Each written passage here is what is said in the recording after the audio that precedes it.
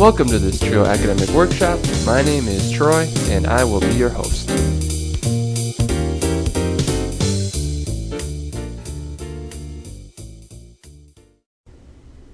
Not long ago, a man named Aaron hiked into the wilderness in Utah.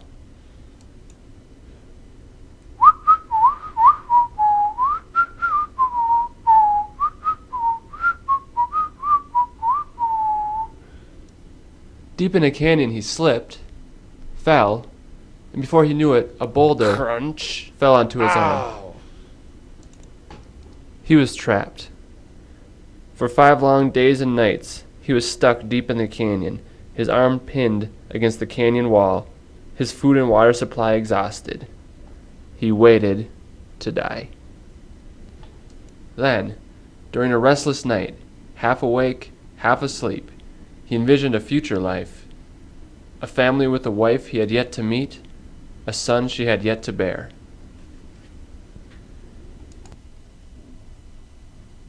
He snapped out of his trance with an intense motivation, proceeding to do the unthinkable to save his life.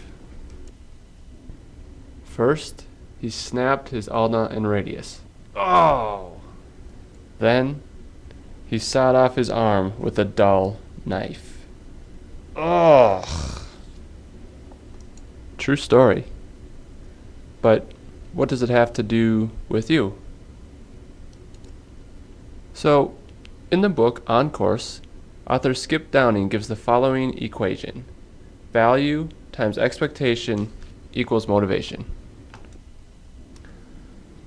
Now, let's use Aaron's case of extreme motivation to understand this equation. First, he saw significant value or importance in the task. This was something he had to do in order to realize his future life with a wife and child. Second, Aaron expected it would be possible to carry out the physical task required. As gruesome as it was, cutting off his arm was the most realistic means to escape his predicament. The value of escaping and the expectation of it being possible led to the motivation to carry out the extreme task. In this case, it was a happy ending. So, extreme examples aside, what does this have to do with discovering motivation for college? First, to be motivated, you must understand why it is important for you to complete a college degree. You need to have a vision of what you want to accomplish. Second, to be motivated, you must believe in your ability to succeed. Are you capable of putting in the long hours and hard work? Will you? Yes, you say? Good. You have both of the ingredients for motivation: value and expectation.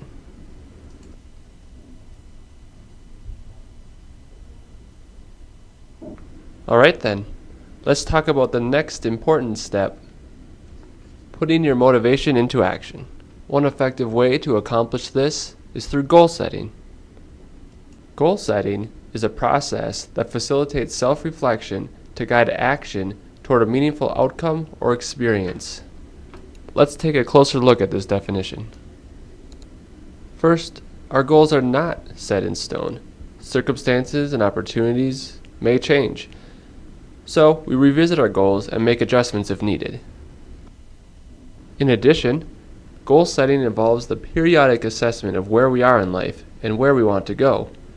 It is a process of continually reviewing our definition of a successful life. Lastly, and importantly, goal setting puts our motivations in action. As my good friend Yoda once said, do or do not. There is no try. Indeed, Master Yoda, we are not very good at accomplishing things that we never do. And so, goal setting provides a template, a reminder to take action steps, however small, toward our vision of success. So here's how you do it. First, mark off some time on your calendar every 3 to 6 months for goal setting. Use this quiet time to take a few minutes to reflect on your vision of success. Where are you trying to get to? Why does all this matter? We're all busy, of course, hiking, lightsaber practice, but goal setting requires us to take some time aside for processing and planning. Next, plan 3 to 5 short-term goals to accomplish in the next 6 months. These will be concrete, achievable, realistic steps that you can take in the short term to move toward your vision of success. Finally, revisit those goals on a monthly basis. Can you check things off your list? What else do you need to do to complete your short-term goals?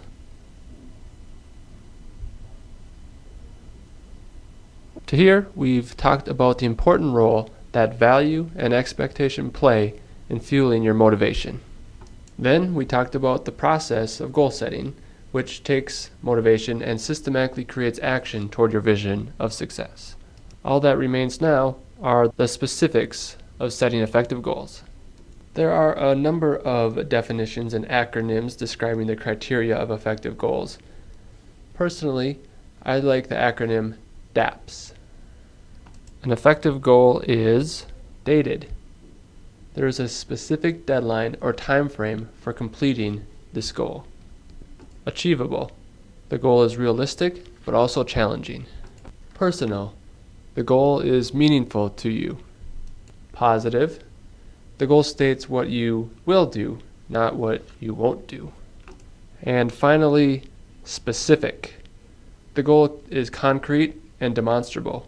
In other words, you will clearly know whether you have or have not completed the goal. DAPS. Dated, achievable, personal, positive, and specific. Let me give you a DAPS goal for my personal journey.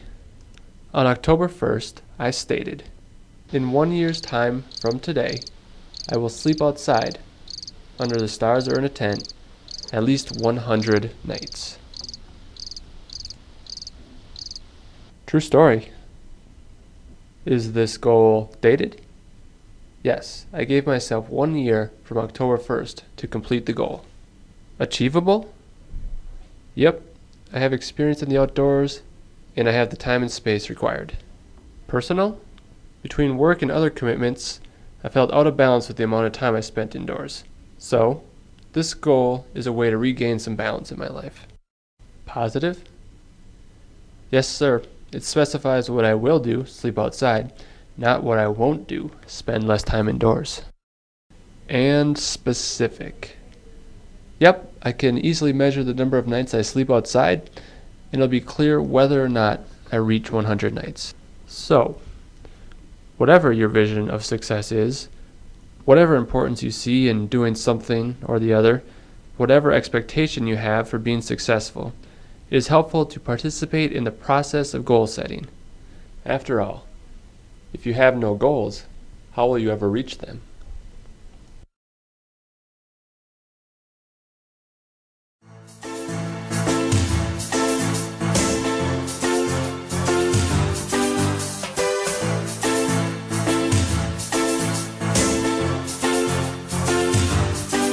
That's all for now, folks. Until next time, have a nice day.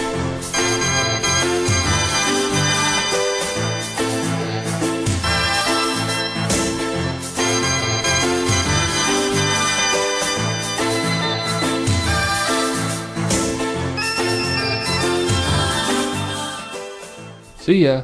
Adios. Bye.